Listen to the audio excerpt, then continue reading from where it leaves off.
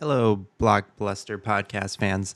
Just a quick disclaimer about this episode. We had some file saving issues, so the entire podcast is basically a backup. So the individual audio quality isn't going to be quite as good, but I did my best. Thanks for listening and enjoy the episode.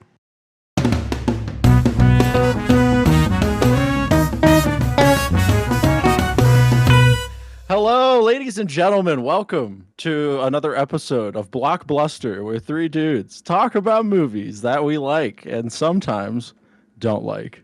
I am your host, or at least one of them, Ben. Hello, and I am Mitch. I am also one of your three hosts. And my name is Lucas. I am the most of the three hosts. Today, the movie that was recommended by Lucas, the host with the most, at least for this round. And the movie's called The Killing of a Sacred Deer. So yeah, today we are going to be talking about The Killing of a Sacred Deer, a psychological thriller from director Yorgos Lanthimos, released in 2017. The film stars Colin Farrell as Stephen, a successful heart surgeon, and Nicole Kidman as Anna, an ophthalmologist and Stephen's wife, alongside their two children. Stephen has formed a strange, secretive friendship with a teenage boy named Martin, played unsettlingly well by Barry Keoghan. A big fan of this podcast, or we're a big fan of Keoghan. Yeah, I think it's a canon podcast take that Barry Keoghan is dope. Yeah. Big love. At first, the relationship feels curious, awkward even, but Martin gets closer to the family. Things start to shift from odd to deeply disturbing. What begins as a slow burn spirals into a chilling moral dilemma laced with haunting performances and signature Lanthimos weirdness, deadpan delivery, eerie symmetry, and surreal logic. Without saying too much, because this one is best experience fresh, let's just say choices must be made and consequences are unavoidable. It should be experience fresh, except we're going to spoil the whole fucking thing for you by the end of it. Hell yeah. So watch the movie if you haven't. It's a joy. So Lucas, do you have a subtitle for us for this film of yours? Yeah. My subtitle for this movie would be Sophocles walked so Yorgos could run. Who's Sophocles? Oedipus walked so Steve could run. Okay. It's a Greek tragedy. Got it. Okay, fuck me. Never mind. I can go next. Go ahead. All right, my subtitle. The Killing of a Sacred Deer. Reptilian Puppet Theater. Mine is The Killing of a Sacred Deer. No deers were harmed in the making of this film. That's a good one. I like that one. Yeah. All right. Well, just curious before we dig into things, boys, what are you guys' initial thoughts? Did you have a fun time with the movie? Was it like not your vibe? I wouldn't say I had a fun time. I would not say I had a fun time, but I really enjoyed it. I thought it was awesome. It's Cool. dense. It's packed with detail, and it's a filmmaker's movie. There's a lot of cool cinematic ideas going on. Very cool. What about you, Mitch? I did not particularly like this film. A lot of that comes from the director, not necessarily the directing of the cinematography or the shots, more so his work with the actors. I find really frustrating and distracting. The dialogue especially seems very pretentious and annoyed the shit out of me. And because this is my first experience with Yorgos's films, I didn't know if that was a character trait or a directing thing. And I was kind of expecting a twist because of the way the plot, because of how the characters speak. I swear to God, I thought like aliens were about to rupture out of the backs of these people throughout the entire film because, yeah, the dialogue in this film is bizarre, to say the least. That is, well, okay. To be fair, I have only seen from Yorgos. I have seen this movie. I have seen The Lobster, mwah, amazing, and Poor Things. And from my understanding of him, this is like his style movie, the deadpan kind of delivery, the weird way that people talk, and it definitely feels like you're transported into a different world. So I understand the alien popping vibes. I get how it could be polarizing, but it's done for a reason, and I think the reason's really interesting. In fact, just to lay my cards on the table, this is the only Yorgos Lanthimos movie I've ever seen. It's the first one I've seen. Yorgos Lanthimos is a director from a film movement from in Greece called Greek Weird Wave, which is not something that I knew before I watched this. In fact, I'm really happy that Lucas recommended this movie because I got to learn a lot about this shit, and it's really interesting. Greek Weird Wave is a film movement that emerged in the political, economic, and social turmoil of the Greek debt crisis. And just to give a quick synopsis, get you guys up to speed. In the 2000s, Greece wanted to be accepted into the Eurozone, which is the collection of countries that use the euro as currency. They figured they could just kind of piggyback off the economic prowess of the people who are already in there. And Greece had ludicrous amounts of debt. So they came up with a plan, and that plan was to fucking lie. And what they did was they hired Goldman Sachs to buy a bunch of foreign debt currency swaps, but it essentially let them cook the books, got them into the Eurozone by fucking lying about, what their debt was. But eventually it was discovered that Greece was a liar, liar, pants on fire. The Great Recession happened. A bunch of countries lost a lot of money, including the ones Greece was relying on, and they had to default on a shit ton of their debt. And the result of this is what it always is. Greece received hundreds of billions of dollars in bailout money from the Eurozone. Essentially, all of it went to creditors, and none of it went to the citizens of Greece who got fucked. What happens when you traumatize an entire nation by deleting the confidence they had in the political and economic systems they were expected to participate in? That's right, you get postmodernism. Which is basically like the calling card of Greek Weird Wave. It's very postmodern. They make movies about pessimism, isolation, abandonment, unjust power structures, creatures of authority that you can't bargain with, and a surrealist interpretation of day-to-day life. And that last one, I think, is important to the point to Mitch's criticism of the dialogue, and a lot of the criticism of the dialogue. I watched another Greek Weird Wave movie. It's only two, so it's a small sample size, but it also had really stunted dialogue. And a common the movie, by the way, was called Miss Violence. I would not recommend watching it unless you want to put yourself in a bad mood for a while. It's fucking harrowing. Very pessimistic.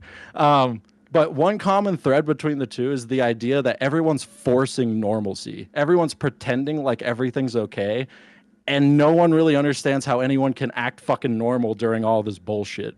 Yeah, and I think it resonates a lot with me because of the crazy stuff that our country is going through right now, and how we just have to put on a good face and go to work and everything is all right, everything is peachy keen, when we're literally descending into fascism.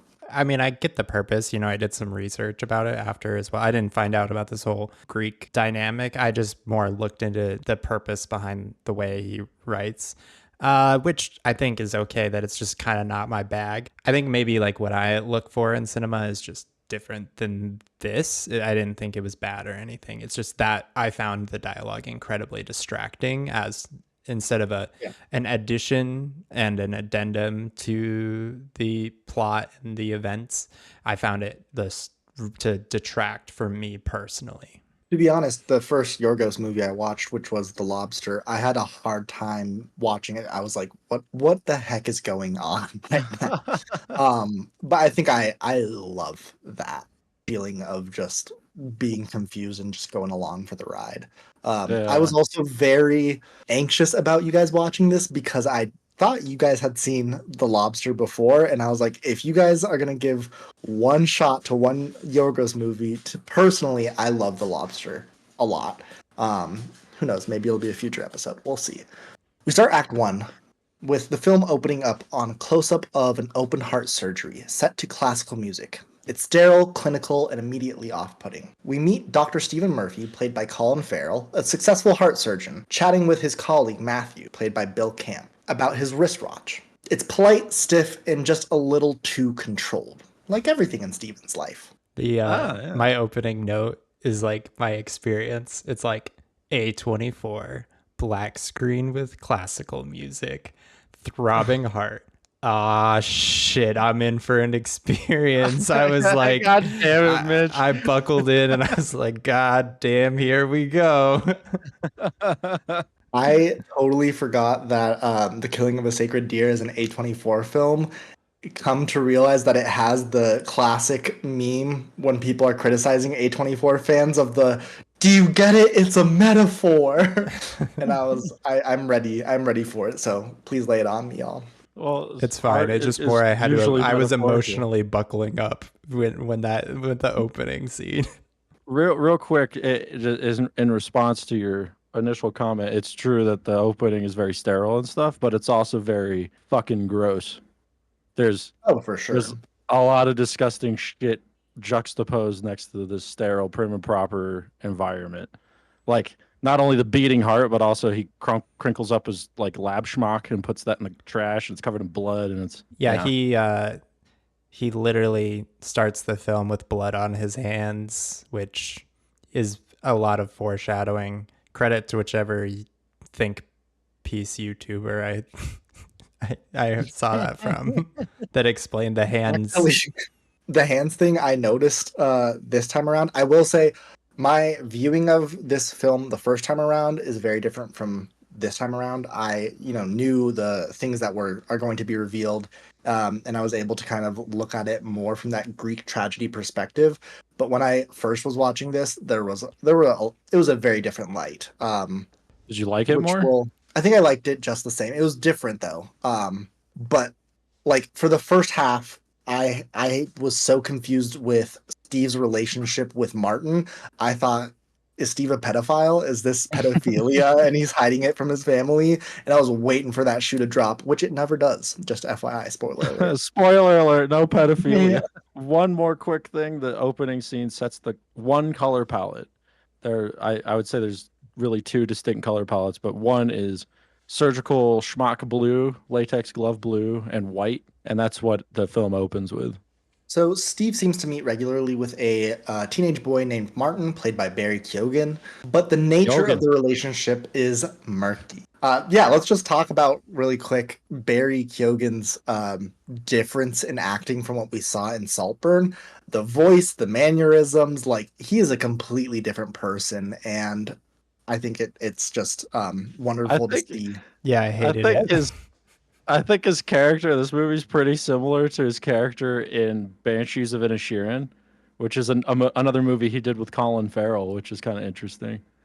Oh, interesting. I But didn't know that. yeah, Barry Keoghan, whenever he like does socially awkward characters, likes to do that like weird sort of neck thing, like his head doesn't fit on it correctly. I like that. It's good. That's why they pay him the big bucks. That is why they pay him the big bucks. You didn't like it, Mitch? You thought it was it distracting? It's funny because I was watching an interview with Kyogen talking about this film, and he was talking about the process of working with Yorgos. And one of his most common things was like about either pacing, like slow down, speed up, because he wants his dialogue spoken in a very particular way.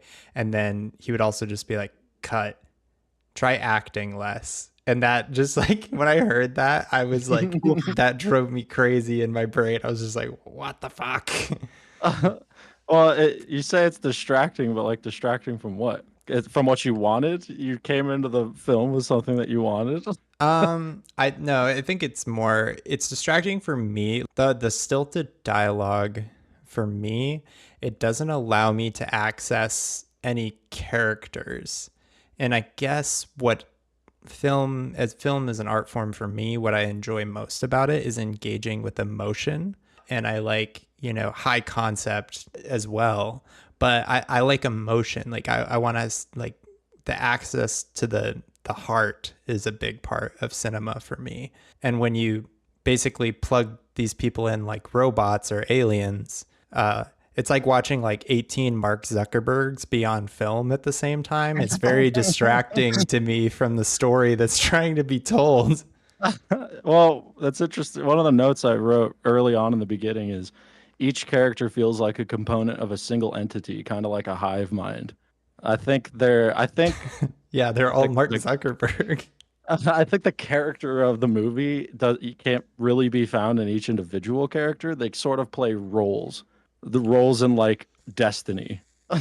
if that makes sense. I mean, I think it makes sense, and it makes even clearer sense in the next scene. Yeah, in this scene, Steven meets with Martin and gives him a brand new watch, and the whole interaction is a little off. It's like we're watching something that we shouldn't be, but we still do not have an idea of their relation. The music helps a lot with that too, because the whole soundtrack, the whole movie is this tense horrorcore fucking like strings getting fucking jerked off. It's gnarly over just dialogue. Yeah, Yes. it does a good job. I think the film is a little over reliant on the music to create that tension. Like, I think there's a lot of innate tension in the situations, but it does, I think it's a little heavy handed. Also, Mitch, while I disagree with you about the dialogue being distracting, I will say the way that Mr. Kyogen chews in this movie is That's rough. is god That's awful, rough. If you but it makes it adds to fun, his yeah, character. Yeah, yeah. Keep up the mute button handy. yeah, trigger warning indeed. Back home, we meet Steven's family. His wife Anna, played by Nicole Kidman, and their two children, Kim, played by Raffi Cassidy, and Bob by Sonny Soljack. The Murphys live in a pristine house with a clinical warmth and the perfect hair. They all have perfect hair. Yeah, yeah, interesting note. Also, clinical warmth, something I noticed as well. The color palette whenever Steven's with his family, gold and warm, lit by practicals almost entirely. Very homey, very cozy. Also, very harsh shadows though, and off-putting and weird. Again, like they're fucking lizards. Also, every shot in this film is mostly like a high to low or a low to high perspective. Yes. It very much gives that horror, like being watched sense, especially like that dining table scene for sure. Yeah. Also, lots of almost so there's two main lenses that are used. There's either like ultra wide angle lenses or I forget what kind of lens it is, but it gives you a really harsh depth of field. So the actors in focus and the background's fuzzy, and that's used for close-ups. Those are the two main lenses that are used. That it creates sort of a language throughout the movie when you're expected to like get in close with a character and when you're expected to be taking in everything, including the environment. In an interview that I do not have the source to cite, so we'll get better at that. Sorry, y'all. Um, Yorgos says that he wanted the camera in this movie to almost be like a character that is panning in weird motions, so you feel like you're almost stalking this family. Yeah. Which And that's totally unsettling.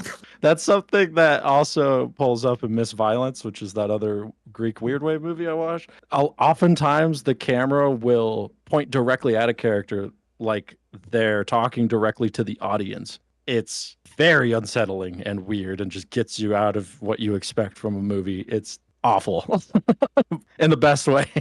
The next scene comes the general anesthetic scene. Trigger warning in general. Anna lies motionless, pretending to be unconscious, while Steven has essentially sex with her. It is What performed is cold and robotic. It is a glimpse into their unsettling marriage dynamic, with Anna being a little more subservient to Steve's controlling demands. Well, also that Yeah. he wants absolute power. It's a very unsettling thing for a surgeon to have as a kink for sure.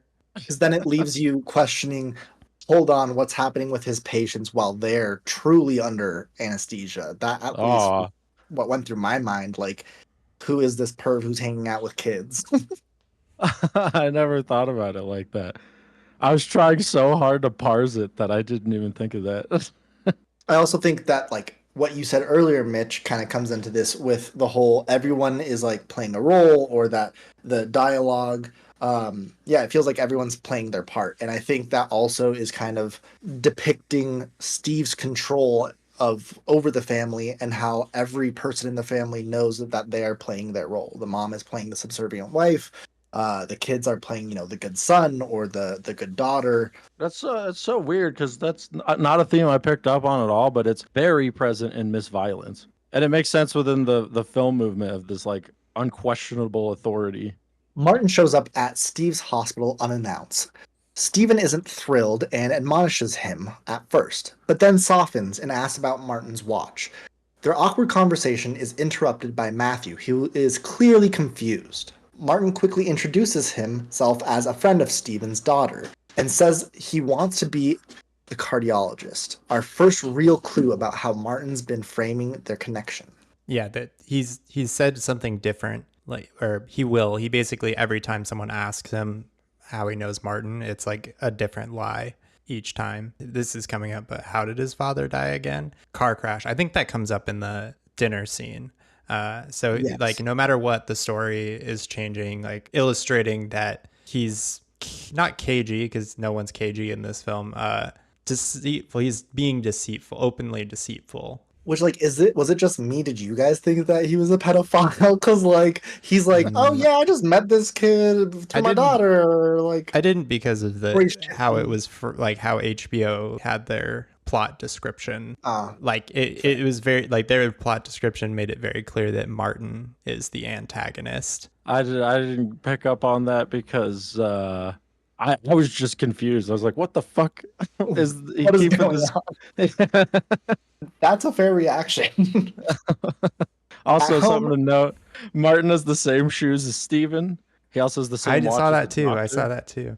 Oh, also, oh, I didn't notice that. uh, the son Oh, Bob He did, also yeah. has Vans skate highs as Yes, well. that pops up a lot. Ideas about like the similar things that you do. We'll get to it later, but like eating like somebody else or that kind of stuff. An idea of like piecing somebody together out of parts, maybe cutting them apart like a surgeon and piecing them together like an artist or something. I don't know. I have a lot of really incomplete thoughts about this movie. I think that's fair.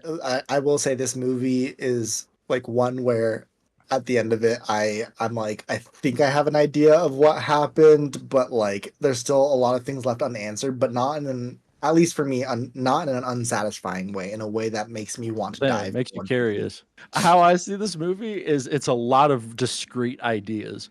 So the ideas are there is like a core narrative that runs through the whole thing, but the core narrative acts more like a platform for isolated ideas to take like center stage for a second. And there's a lot of parts in the movie, I'm sure we'll get to them, where that happens. But piecing together the individual meaning of individual parts can be easy at times and it can be very difficult at times. And you kind of can't clue yourself into any of them by cluing yourself into the themes of the movie or the overall narrative. There are times where you can do that, but for in general, they're kind of discrete, encapsulated ideas.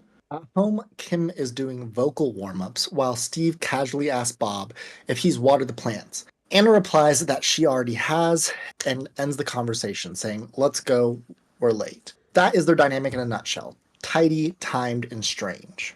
I know this seems like a small scene, but I actually really liked this because I think initially when I saw like the general anesthetic scene, I was like, oh God, is this gonna be like, controlling husband, subservient wife? And I think this was the first hint that Nicole Kidman, her character, is independent. She's like, yeah, I play into your fantasy of this, controlling, dominant, father and subservient wife, but she is still her own person and makes her own decisions. And that only continues to grow in the movie. Next, we see Martin absolutely living his best life at an awards ceremony for a hospital staff. He's cracking jokes, smiling, totally unbothered. Steven, ever the professional, quietly mentions that he hasn't had a drink in 3 years. Yeah, and he talks to this man. Yeah, he seemed like a nice guy. Another thing that comes up in this scene when they're talking like about sort of like random stuff is like they're like, oh, how are the kids? And he's like, my daughter started menstruating last week. Yeah, this film has a lot of like talking about bodily function, like bodily things going on, sort of matter of factly, which this was one of the moments that I was like, what the fuck is wrong with these people? Was like when he's like, Yes. I was like, she was a little scared at first, but I think she's okay now. And then Matthew is just like, great. It's just like, what Yeah. the Like, fuck? What is wrong with on these a lot. people? Like, what? Also off-putting to me. Yes, I was like, what is the point of that? That's one of those discrete ideas that I can't really figure out. So to me, I think this is kind of what we meant, what you mentioned before, Ben, about like taking this postmodernistic look about like, social interactions and stripping it down to the robotic, like putting a mask on for society, sort of things. Something that is very normal to talk about is how like your children are growing, that they're hitting these milestones, and that's like a very common thing to talk about at these social events. But in Yorgos's world, we strip that down to the bare bones, which is my daughter is menstruating. Wow, wonderful. Like it's wacky and weird and it's unsettling. It stands out and it's just is but I love It's it. visceral, yeah. It's very Yeah. visceral. I feel like it should play into themes of health, because throughout the movie, the character's health becomes a very important component of the plot, and their health deteriorates and associates with each character and drives the plot in a lot of certain circumstances. But I just don't, I can't connect those two ideas in my head. Maybe that wasn't the intention. I don't know. Steven invites Martin to dinner. Martin is on his best behavior, but still gives off unsettling energy. While spending time alone with the kids, Kim becomes clearly intrigued by Martin, even singing to him softly in a weirdly intimate moment. Yeah, where she's like standing at the trunk of a tree. Singing that Ellie Goulding. Yeah, this is the first part of the film where I started picking up on themes and aesthetics of cancer. I started thinking, oh, is Martin like metaphorically a tumor? Is he feeding off the support system of this family that works well together and infecting the growth of Kim? Because Kim's young and she's seen at the base of a tree, which is like outstretched and growing its branches, a very, token image of growth and cultivating growth. But she's also smoking a cigarette, which is, it's implied that it was given to her by Martin because Martin smokes a cigarette at the house and talks about how he regrets it. He also shows Bob his armpit hair. More Oh, odd behavior. again, I think it's that like stripping down because like I think to me the thing I noticed was like the whole dynamic of like the older kid being like, oh, I'm cool, I'm older than y'all, and then I'm the Harry. middle age, yeah, the middle-aged person being the daughter, her being like, oh yeah, I'm cool too, don't worry, like you can smoke in here, no worries, and then the young kid being still like close to the parents, still being a good boy, being like, you shouldn't do that here. And then again, Yorgo stripping it down to its base thing of, yo, let me show you my pit, which is just weird. Yeah, it's like it's in a way it's a verbalizing implicit connection. Martin asks to see Steve's armpit hair later on, and it's implied that that's like a weird surrogate father son moment. Yeah. It's weird. It's fucking weird, man. Why would someone think like that? Martin later tries to charm the parents too, complimenting Anna's lemonade, praising the kids' bedroom, and gushing about the neighborhood. On the surface, he's polite. Underneath, there's something coiled tight.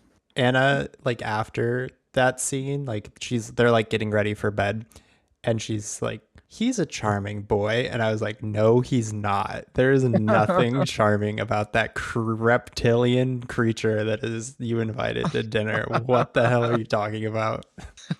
Yeah, I think she's like trying to like brush off how weird he was by being like, "Oh yeah, he was charming. Tell me more about him again. How do you know him? What the fuck is going on?" Like, I think she's unsettled, but still trying to like almost gaslighting herself. Like, no, this is normal. This is fine. Is anyone actually unsettled in this film though? Like, Yeah, they're so devoid of life. that's what I was gonna say. Like, we're sitting here trying to assume their intentions as if they're real people, but like they act so fucking weird that maybe their intentions are different. The way I see it, they're all sort of like agents of their own destiny, and they're so aware of their own destiny that they struggle to act normal.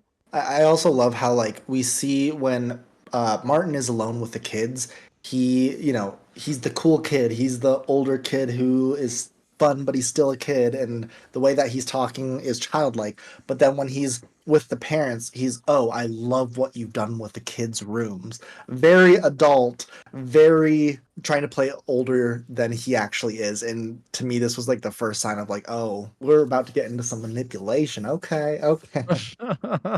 Yeah, so then Martin calls, which is also unsettling because everything Martin does is unsettling, and Yeah, invites him yeah. over for dinner with his mom. Very pushy.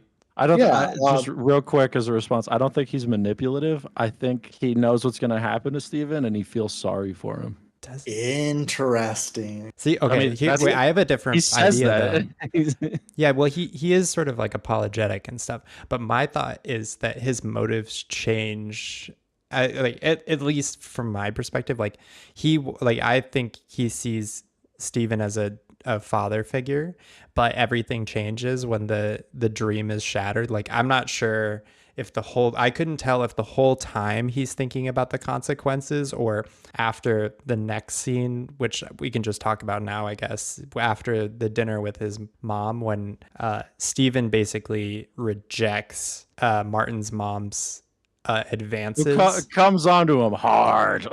Yeah, played by Alicia Silverstone, who immediately starts hitting on him, compliments his beautiful hands, and without hesitation kisses him, No, puts making Steven his hands in her mouth. Yeah, this is my note for this scene: thumb sucking, tart entrapment. Good call, not staying for the tart. You don't know what's in that tart, bro. Get out of there. That was my theory. Like that was one of my theories that was running through my head. Like the food, whatever the plan is happening with the food. Like the lemonade, the donuts, whatever it is. I love this scene. Just like I don't know, yeah, the hand Gluck Gluck 3000. The how do you like my hair? Do you like my hair now, brown or blonde?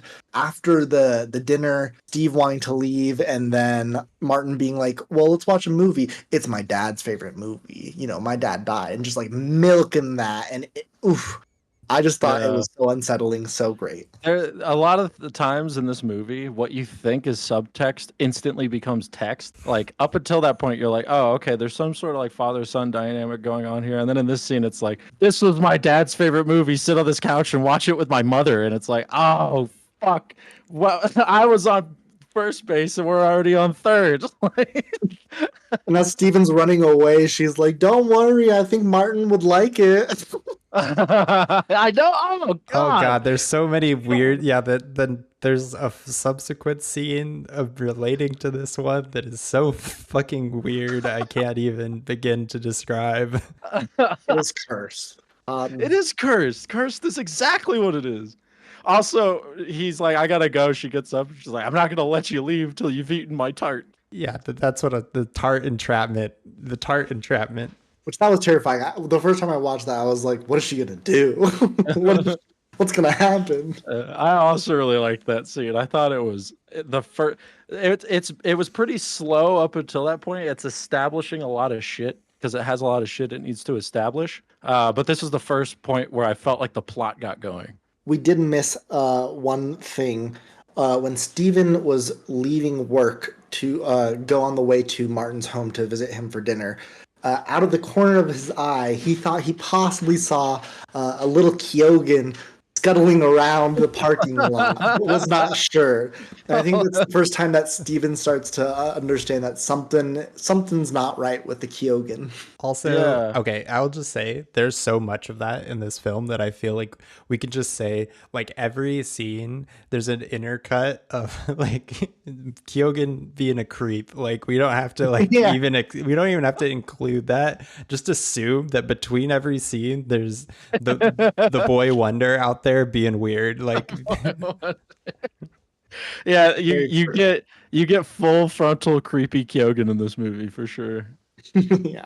I love how none of us have verified if that's the right way to pronounce his name. None of us. Also, yeah, Barry Kyogen, if that's not how we pronounce your name, I apologize deeply. I'll look it up after this episode. But Come on the pod and tell us how to say it Yeah. correctly. Which perfectly leads us to the beginning of Act 2, or at least what I think is Act 2. I have a hard time delineating these things, so deal with it, y'all. you nailed it. Hey. Martin shows up in Steven's office, claiming he's experiencing chest pain. He's calm, but clearly performing urgency. He removes his shirt so Steven can examine him, making a big production out of the situation. While Steven runs some tests, Martin casually mentions that Bob said Steven is really hairy, which is totally normal. totally normal. Is I it just in this scene where Martin says about his father, he should have come out of that surgery alive, but he died? I don't Or is that remember. at the I dinner? was more Is that distracted by him talking about how his mother had a great body. That was in Yeah. that scene. That was definitely the more the focus of my and my. he's like pushing his mother on Steven like It's so hotcakes. gross, dude. They're like no Also, good idea. real quick, I had a note about the editing in that scene that I really enjoyed and forgot to mention. Martin says that he's gonna go to bed, gets up, hugs Steve on the couch, and then while they're hugging, it cuts to just Steve and his mom on the couch, and I thought that was a really good editing decision. So fucking awkward. Yeah, it's weird. He asked to see Steven's how hairy Steven actually is. I'll just be honest, he's not that hairy. And also, how does Steven like he takes off his shirt, which is weird. That's weird. But then how does he know, ooh, you know what Mr. Kyogen wants to see is them pits. It's like I don't know. It's weird. It's just a weird situation all around. On this scene, I wrote, letting people into and cutting people out of your life is akin to surgery. For sure, which is exactly what happens. Martin invites Steven to visit his home again and really sells the idea of meeting his mom or reuniting with his mom. But Steven finally draws a clear boundary and declines, a little bit more bluntly this time. Martin, unsurprised, leaves, discovering nothing with all the tests. But when Steven later blows off the next quote unquote Martin date, things start to sour. Steven's colleague Matthew mentions he saw Martin around. He is no longer invisible to the adult world. Shortly after this, Bob collapses and loses the ability to walk. His legs are paralyzed, and no medical cause can be found. Everyone's concerned, but nobody has answers. Oh yeah. So one note in this scene, this will clue you into the kind of director Yorgos Lanthimos is, and I think it's fucking brilliant. And it's such a small detail. When they drive to the hospital, Steven's child Bob says he can't get out of bed. My legs are numb. I can't stand up. And it's shocking to Steve. They hoist him up, they chuck him in the backseat of the car, and they drive off to the hospital. And the car that they're driving is seen running a stop sign. Now, imagine in your head a scene of a car running a stop sign in a movie trying to get their child to the hospital. You can imagine it, right? You probably show the big red fucking stop sign, some sort of action cut of the car speeding, maybe the faces of the people in the car with terror on them, you know. The way it's shot in this movie is from the back of the stop sign, which is all white. It's just the shape of it. And it's this slow pan as the car just kind of motions into the drop-off area of the hospital. It's shot during the golden hours, so you have this beautiful cascade of golden sunlight on everything, and you can't even fucking hear the car. It's so fucking weird. Meanwhile, Kim tells her parents she's quote unquote at Claire's. Sure, she is. But in reality, she's riding on the back of a motorcycle, Martin's motorcycle, in a haunting, slowed down scene full of wind and tragic hairography. It's eerie, romantic, and extremely cursed. She told Steven she'd wear a helmet whenever she got on the motorcycle with Martin, but she ain't wearing one. Another detail to note, when she gets back from the motorcycle ride, Anna, the mother, is seen watering the plants in the garden, and she's got a cigarette. She hasn't been seen smoking earlier in the film, but ever since Martin offered a cigarette to Kim, people in the family have been making unhealthy decisions, including this. Interesting. Didn't notice that. Also, in this scene, the daughter Kim asks her mom, Anna, how are you feeling? In a very creepy way that is foreshadowing what is to come. Martin visits Bob in the hospital, and afterward calmly asks to sit down with Steven and talks about a chilling ultimatum. Because of Steven's surgical error, or perceived error, caused Martin's father's death, justice must be served. The terms? Steven must choose one member of his family to die. If he doesn't, they all suffer paralysis, refusal to eat, bleeding from the eyes, and then death. Steven spirals into denial. He tries to maintain control by force-feeding Bob a donut, half desperation, half refusal to believe he is powerless. While the family is at the hospital, Martin spends time alone with Kim. Their intimacy has deepened. She clings to him, even mirroring her mother's earlier general anesthesia roleplay in a way that is flirtatious, creepy, and far too familiar. Yeah. Yeah. What is your take? Like, was she the one who saw this and is replicating this? Is he the one who saw it and was like, do this for me? Like, Well, he never tells her to do it, and there's nothing implied that he's the one who told her to do it. I guess maybe there is. I don't know. I didn't get that impression. I don't know what I. That's another one of those discrete ideas that like just can't put my finger on. I think it's maybe something to do with how children are just mirrors of their parents a lot of times, especially at an early age. And like they just do things, or, Bob wants to be an ophthalmologist and various things just because that's what their parents do. And it's part of this sort of conformity, this like bizarre conformity of the film, or like trying to point out the absurdity of it. That's kind of what I got from it. But Yeah, that definitely parses because that comes up a lot.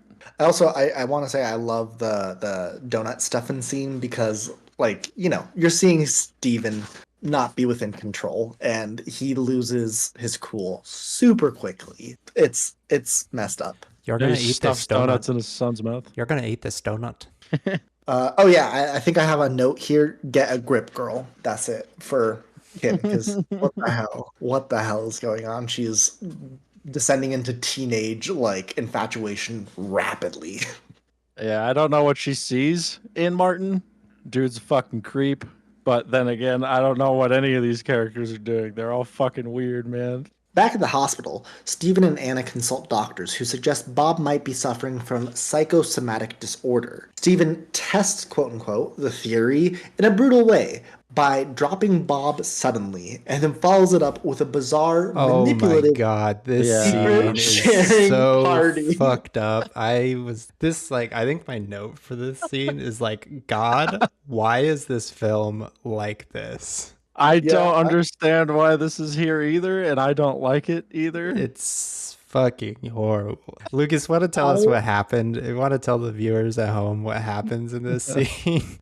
I mean, honestly, I think I've blocked most of it out, but he basically reveals his secret because they're like, "Here, I'll tell a secret, you tell a secret." His secret is that his father jacked him off, was No, it? Or no, that no. No. Okay, this is or what was his happens. brother- He picks him up and he keeps dropping him on the floor, and he's like, "If you tell me right now that this is all you're playing pretend, I'll forgive you. Everything will be all right." And Bob's like, "I'm not making it up." He's like, "Here, I'm going to tell you a secret, and in return, you tell me a secret." Steven's secret is that when he was an adolescent and he was first masturbating, he wasn't producing a lot of cum, and so he was concerned. So his response, his very human, normal person response, was to go into his father's bedroom while he was sleeping and jerk off his dad. scientific. And then he tells his son, he's like, "I've never told anyone that before. Your turn." Like, here's just the most traumatizing thing ever to just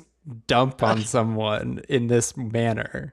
As like, And what I love about it is like Steven throws a Hail Mary and gets nothing in return. Bob is silent. he follows it up with, when Bob doesn't doesn't have anything to tell him, he's like, "If I find out that you are lying about this, I'm going to cut all your hair off and make you eat it. I'm going to make you eat your hair." Like I want to know why that's there, because you don't just put something like that in your movie by accident. But it's very difficult to pull the meaning from when there's so many other things going on, and it's From so the hair? uncomfortable. And no, not the no. From the father. The other, yeah, the other part where he jerks off his dad. I know. I wonder if it's like, is it another thing about, I don't know, control? Because like, yeah, he's posing the story as like, I was a kid, I was curious, and I wanted to do something, and it was naughty. But in reality, like, you don't do that. That is without someone's consent. Especially, you don't do that even regardless of consent. You don't do that with your father. But like, I think it's maybe about Steven's insecure. It speaks to a deep like long built insecurity of Steven. Like he plays God. He plays a confident, competent surgeon, but his insecurity is deep, runs deep, and it has been going on forever. It's what fuels his need for control. I don't know. That seems a little incomplete to me. I didn't write the Probably. fucking movie, Ben. I'm just trying. I know, but all we can do is speculate. That's the beauty. Oh, But, I like, don't really know. Nobody does. Here we are, Like, three people just trying to figure out why a guy jerked off his dad. Like, it's ridiculous. It is. Film is absurd. The film is laden with imagery and metaphors about bodily fluids, and that being a thing you relate to your family over. But it's just it doesn't. It's very difficult to parse in this scene. And I think, I don't know, this is just Yorgos's, like, this is his version of body horror. This isn't like jump scary, pus coming out, like, but it still creeps you deep down inside you. You have nothing to do with this. Absolutely, absolutely. But also, body horror serves a purpose in other movies, right? Like in Alien, it's very evocative of themes of sexual abuse and things like that. So, what purpose is it serving here? It is deeply unsettling. I would like to move on from this scene now. I don't want to talk about this scene. I want to pretend I never saw. It's gonna stain your clothes if we stick around for too long. Yeah, let's move on. So soon, Kim loses the use of her legs too. The curse is spreading. Oh, and she loses her. This might be heavy-handed. Maybe it isn't because it doesn't really relate to any of the other themes. But the scene where Kim loses her ability to stand, she's singing with a choir, and the camera is doing a pan or a dolly, a track. Fuck, I forgot my terminology.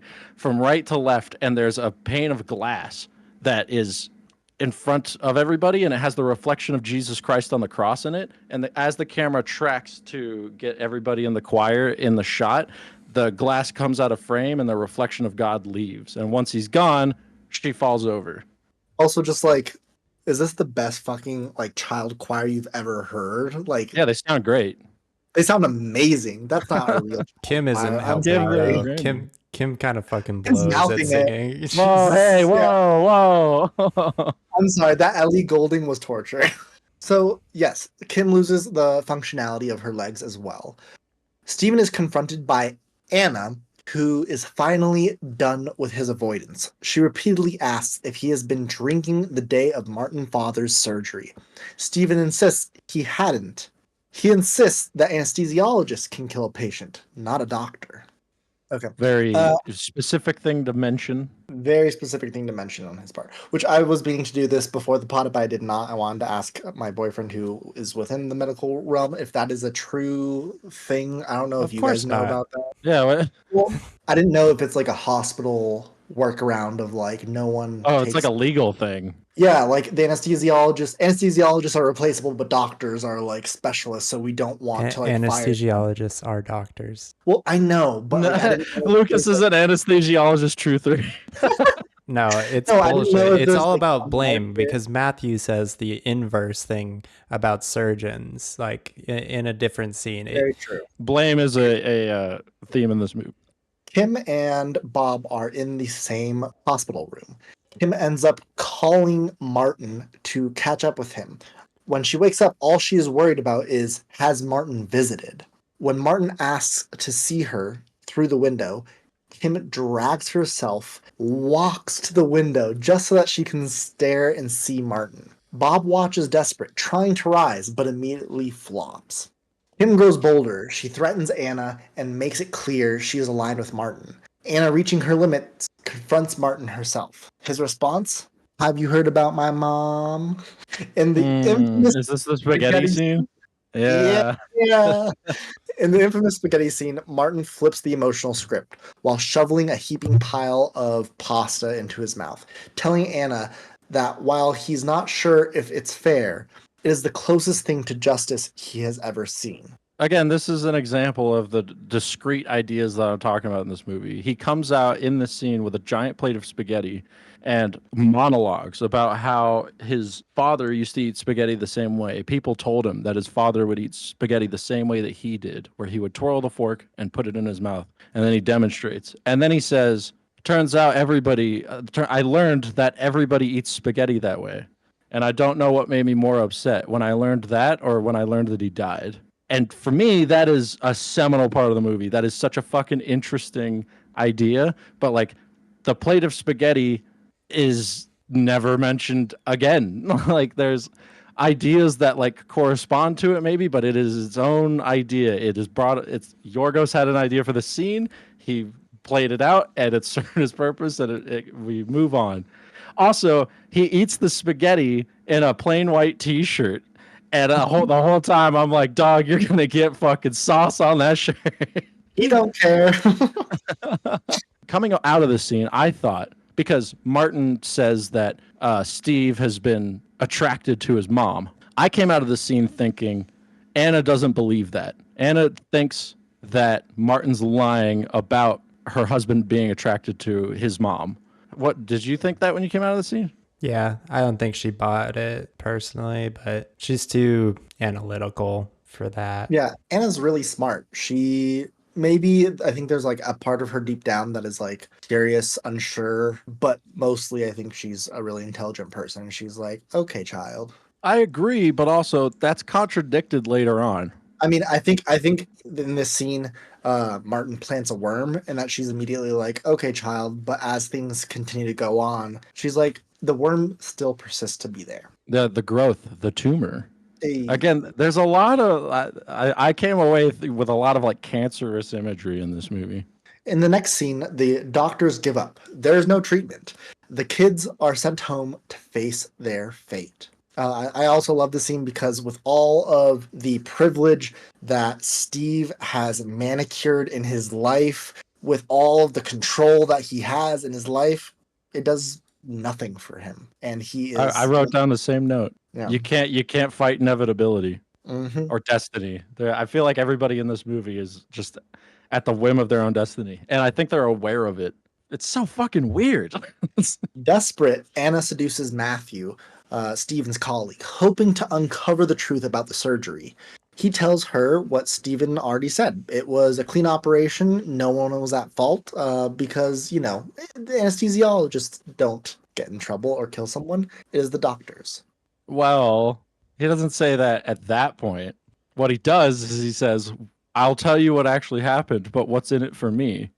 Oh, yeah. And then they go to his car and she jacks him off. And while she's jacking him off, he tells her, anesthesiologists can't kill people, surgeons do. He says, what's in it for me? And she says, what you missed at the dinner or whatever. I'm curious, do you think that this is an ongoing affair, that this is just the most recent incident, or No. is this like... Well, it is implied. There's a shot where once Kim's in the hospital, Anna is seen crying on the shoulder of Matthew, the anesthesiologist. Not Martin, Matthew. It is sort of kind of implied, but it's not like there's no... The way she words it makes it sound like he propositioned her at some point and she denied him. He's like, oh, what's in it for me? And she's like, well, how about we just do what you wanted that Christmas party one year? I could see that. Also, just like in my notes, chatty handy and the eye contact alone would have taken me out of it. That was... You don't like eye contact? I mean, Nicole Kidman, I think, could cut a child in half from like 700 miles away. Her stare is potent. This is another one of the scenes that I did not like. I don't understand. It seems like the questions that it poses are dropped and not really addressed later on. It doesn't shift much in the plot, in my opinion. I don't know. I didn't like it that much. I like it in the sense that, like, usually we see these like subservient women to controlling men, and she is playing off that fantasy but doing it in a way that is, she's getting the information, she's getting what she wants, but she doesn't get any information. She's just back at square one.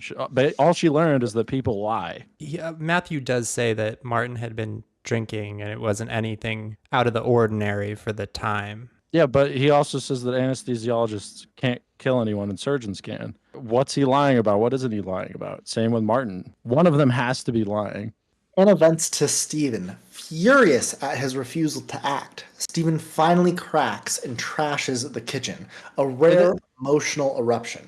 This is what I'm talking about with the contradiction, because she says in this scene, they're dying because of you, implying that he did kill this surgeon. or that she believes he killed the surgeon. Or fuck, not the surgeon. Shit. Martin's What dad. the? Yeah, yeah.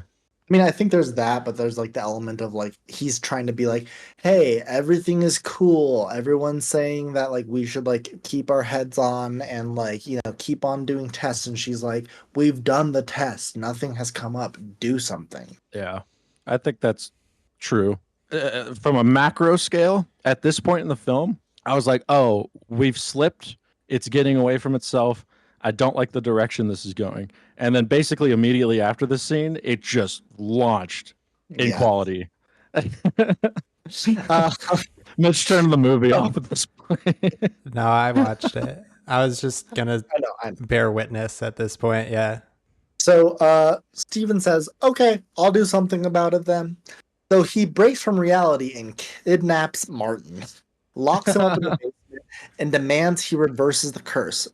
Martin stays calm. He says he's not doing anything. This is just how it works. Just a matter of factly. One potent theme throughout the movie is cycles of violence and how vengeance never really satisfies you.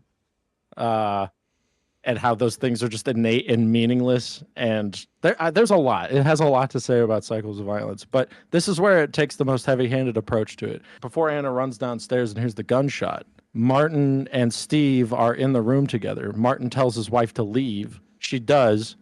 Martin's tied to a chair. Steven punches him in the face.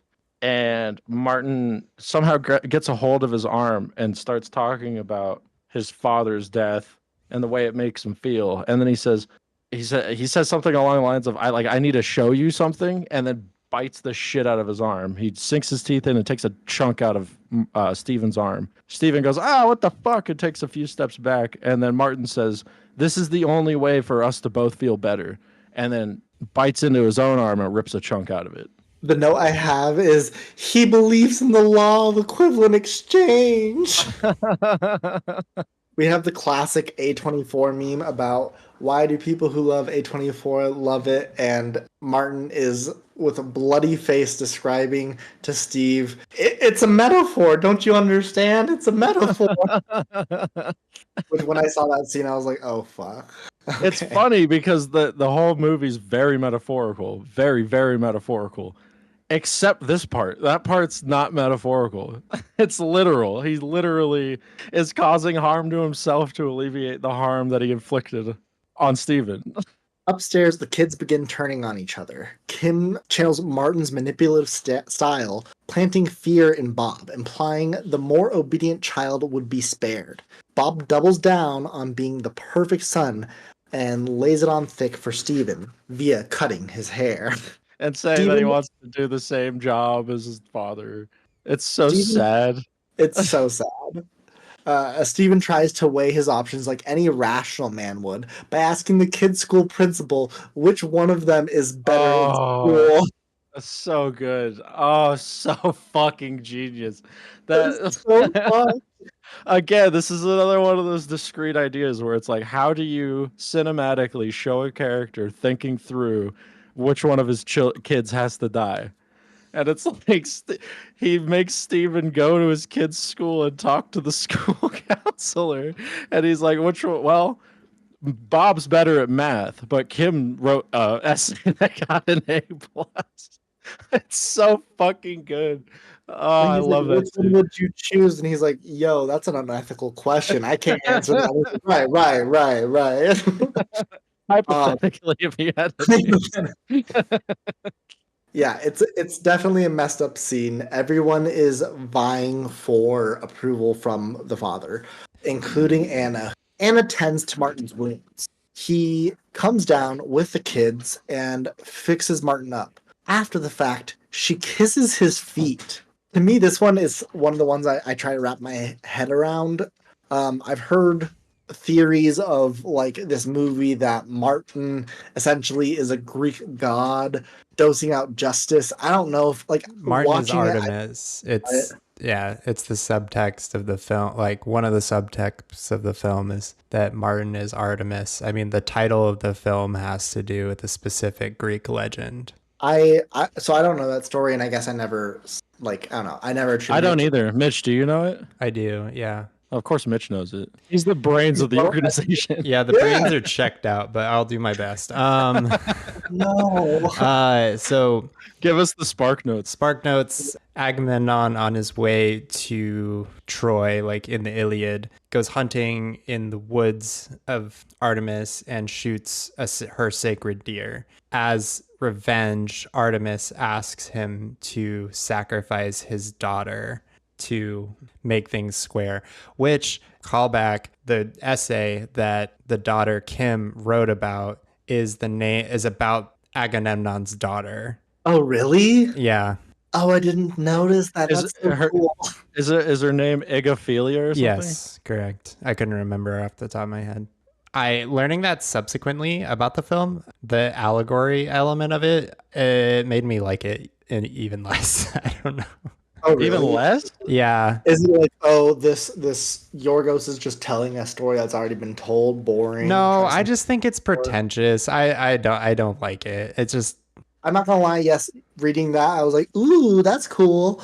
But to be honest, like my enjoyment of this movie, separated from that knowledge, it's still there. Like, I don't know. I don't know this Greek myth, and I still love what it's saying and how it is. yeah, that's fine. I don't think Look the at it, core it's true. narrative is necessarily the star of the show here, and the core narrative is what's inspired by the story of Agamemnon. I think it serves as a good foundation, as a good load-bearing wall for all the other weird fucking ideas that Yorgos has. I don't think it's subtractive. It's just like it has to do with some of my core problems with the filmmaking for my taste. I just find allegory kind of lazy, but that's me. I don't know. Boys, I didn't like this film very much. You We'll get into also, the conclusions. Anyway, Anywho. yeah, let's crack on. Mitch Yeah. is dying over here. I'm so over this film by We now. need to save our friend. I'm so sorry. So for the last time, she reenacts general anesthesia, trying to prove her worth to Steve. When that doesn't work, she crawls up close to him and whispers in his ear, "The children are replaceable." Oh God, yeah, I remember that. So Oh, good. Everyone is Yeah. vying for their self-worth. Finally, Kim offers herself. Still paralyzed, she tells Steven she's willing to die. She loves Martin and wants to help the family. she says that, but then she hauls her paralyzed ass downstairs and goes up to Martin and says, "Hey, let's run away together. Fix my legs and we can run away together." Yeah, she was never coming from where Martin was coming from. She is a teenager who is infatuated with this person and is gonna do anything he asks. At this point, every character's motivation, in my opinion, gets dissolved into just survival instinct. Everybody just wants not to die. Steven wants desperately just not to kill anyone. Kim girl, Mitch is fucking dying, bro. Can we get to the climax of the film? Can we get to the Pull climax of yourself the together. goddamn film? Anna lets Martin go, now fully trusting in the curse that Martin has laid out. Bob's eyes start to bleed. As Martin has stated, once the eyes start to bleed, quickly after that, the person will die. Within an hour, you die. Yeah, and in that scene, I love it. Kim, who's in a wheelchair and also paralyzed and just not having a good time, sees that his eyes are bleeding and yells, "Dad, Bob's dying!" Yeah. She also asks if she can have his MP3 player after he dies. Oh, I love that. And she does it in the most cold way possible. Oh, I have to ask you. I've lost my MP3 the last Yeah. 2 times. When you die, can I please have it? Please let me have your MP3 when you die.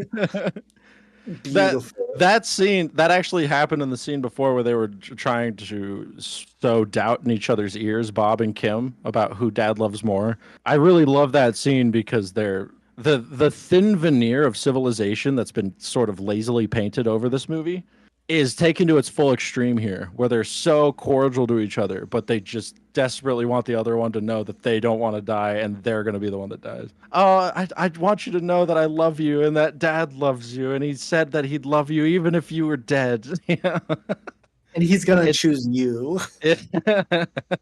Finally, Steve calls for the ultimate family meeting. That's putting it lightly. Another important detail to note, at the beginning of the movie, Anna says that she wants to wear this black dress for Steven that he really likes. And at that scene, when Steven goes and says, "Hey, do you want to come downstairs? We need to talk as a family." She says, "Okay, I'll just got to get dressed real quick. I'll wear that black dress you really like." Oh, I did not notice that. That is delicious. So yeah, everyone comes to the living room, everyone gets duct taped, and then Steven proceeds to put a hood on each of the family members. We're really on the 7th layer of hell in this one. Or the 9th? We really are. Yeah. Which is the bottom one? Mitch. 9. Okay, 9th, yeah. So finally, Stephen gives in to the fantasy, the mythology, the theory of the curse. He blindfolds himself for shame, and spins around in a circle with a rifle and begins firing, hoping chance will choose for him. Let me just say this: justice is blind. Get it? Justice Justice is is blind. blind. Get it? It's a metaphor. No, let me just say that this Is this justice though? with Yorgos's movies, it is all very serious, but because of the awkwardness of the movie, there's comedic relief in this scene of him just being blindfolded and stumbling around with a Spinning shotgun. around in a circle, yeah. I loved This it. like really nice balance of like it's giving me levity because there's comedy in it, but also like it is anxiety inducing because you don't know which shot's gonna land. In regards to the theme about cycles of violence, this is exactly how cycles of violence work. People are just slinging out hatred and pain towards people at random. On the third shot, Bob is killed. In the final scene, the surviving Murphys sit silently at a dinner. In a dinner. At a Diner. At a diner. Y'all. Martin enters wordless. He looks at them. They look back at him, cold and hollow. Without a word, they get up and leave. But yeah, boys, I mean, let's move into our concluding thoughts. What did y'all think? It's a very fucking weird movie. It's fucking weird. It's interesting. It's compelling in a lot of ways. There's a lot of meat on it. It's dense. It's packed with detail and individual ideas that you can spend a lot of time parsing and pulling out and making podcasts about. My main criticism for it is that I've said many times before, it's got a lot of discrete ideas in it. I think some of those discrete ideas fall flat. Like when she jerks off the anesthesiologist in the car, and when Steven tells his kid about jerking off his dad, that could honestly be me not wanting to engage with that subject matter to try and pull out a meaning in it, just because it's so on the prima facie disgusting. But it's a lot of fun to associate with the context that it was made within. The directing is fantastic. It's unbelievably well directed, supremely unique, not particularly amazingly written, but you're not going to watch this movie for the script. I liked it a lot.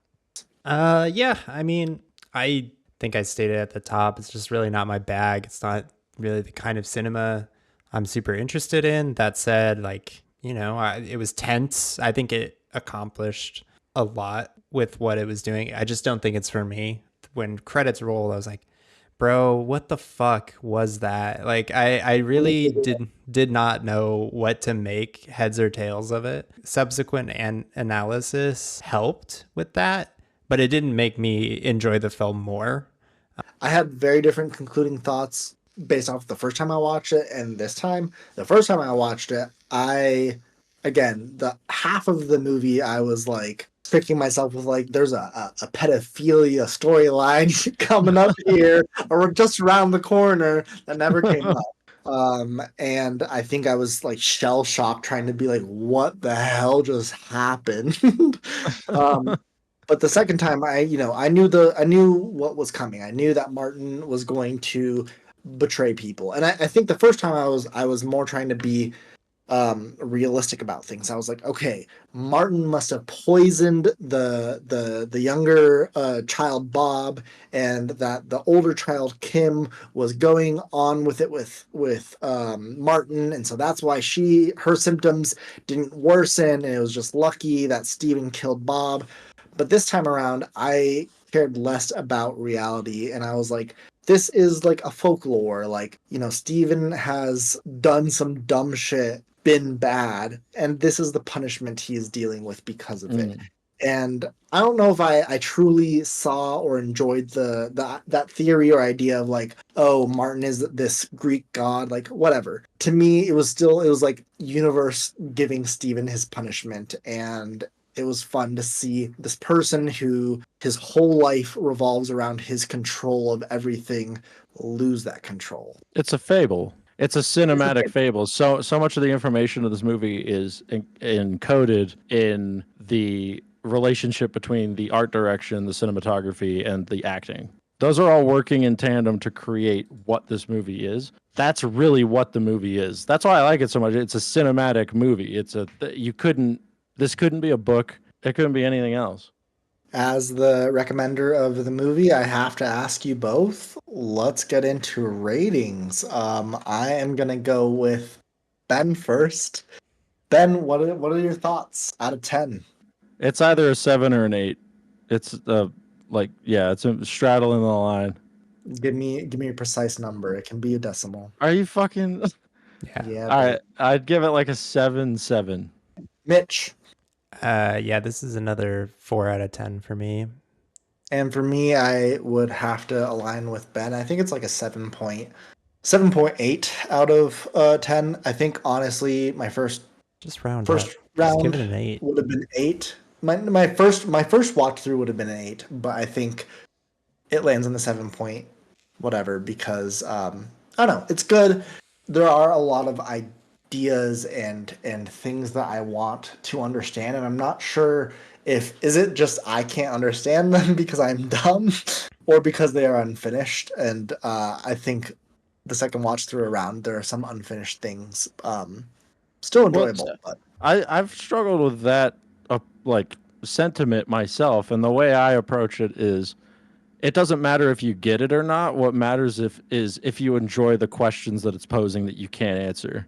For sure. If there's questions of curiosity that get you wondering, get you thinking, that make your brain work a way that you like, that's good. But if they're questions that leave you confused and dissatisfied, then it's not good. Moving on to our unhinged reviews. Mitch, would you like to start us off? Sure. This comes from user Blue Ghosts on Letterboxd. White on white crime. Oh, I love to see it. Obsessed with all these twisted, off-putting freaks. I fear this is one of the best movies ever. Yeah, that might be better than mine. I thought it was pretty good. God, who wrote it? Blue Ghosts. Blue Ghosts. Get some help. My God. This is given by Sarah. The Killing of a Sacred Deer. The most disturbing scene was when the girl started to sing Burn by Ellie Goulding. I saw that one. So mine was written by Paul S. It's got some girth to it, but it's not that long. So Paul S. on Rotten Tomatoes gave it a 1 star out of 5 and said, looked interesting, wasn't. Writing and acting was monotone and dull. Lines were delivered with as much emotion as a tool booth operator asking for exact change. The premise was slow to develop and never fully explained. The curse was rushed into the story arc like a thought bubble shoved into a comic strip. Colin Farrell was decent as a conflicted surgeon. This is the best part. Nicole Kidman couldn't resist getting nude in another movie in order to draw a pearl-clutching gasp from the audience over her overt sexuality. Please. The actor who played Martin was well done since it took zero effect on screen to the point of questioning his place on the autistic spectrum. The finale was an afterthought. Daughter offering herself and the father's eventual solution to choose, lame. Afterthought. And I thought multiple times, especially at the end, where are the cops in this scenario? The dad murders his son and no one says anything? Plight of the excessively indulgent and rich, I suppose. A24, another swing and a miss. Flush this stinker. I love it. I love it. Damn. Flush Ice the cold, baby. Ice stinker. cold. Paul S does not like when Nicole Kidman gets naked. Apparently, jeez. Let a woman Well, have her own bodily autonomy. God damn. what a That makes lovely one of pod, us. boys. Had a great time talking with y'all. So, next week, we will be watching A Portrait of a Lady on Fire. Yes. Woohoo!